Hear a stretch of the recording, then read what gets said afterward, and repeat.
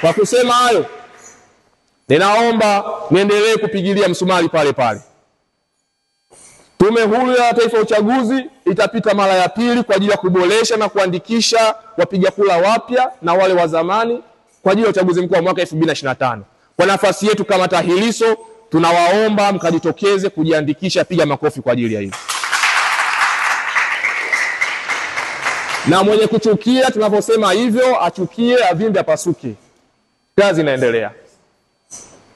Naendelea kuasisitiza kama rais wa taasisi ya vyuo na vyuo vikuu nchini. Mwaka huu ni mwaka wa uchaguzi. Mataifa mengi yanaingia kwenye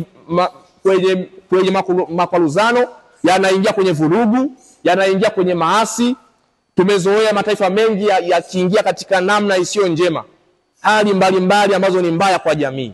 Sasa mimi ninawaomba kama wanafunzi wa vyuo na vyuo vikuu, na mimi nikiwa rais wenu wa taasisi ya elimu ya juu nchini pamoja na vyuo vya kati, hakikisheni mnalinda amani ya taifa lenu, kwa sababu ndio msingi wa uhai wetu na maendeleo yetu. Piga makofi kwa ajili ya hilo. Na atakayechochea katika hiyo avimbe, apasuke, na sisi tunaendelea. Mwisho kabisa niwaombe tusome kwa bidii, tujitahidi,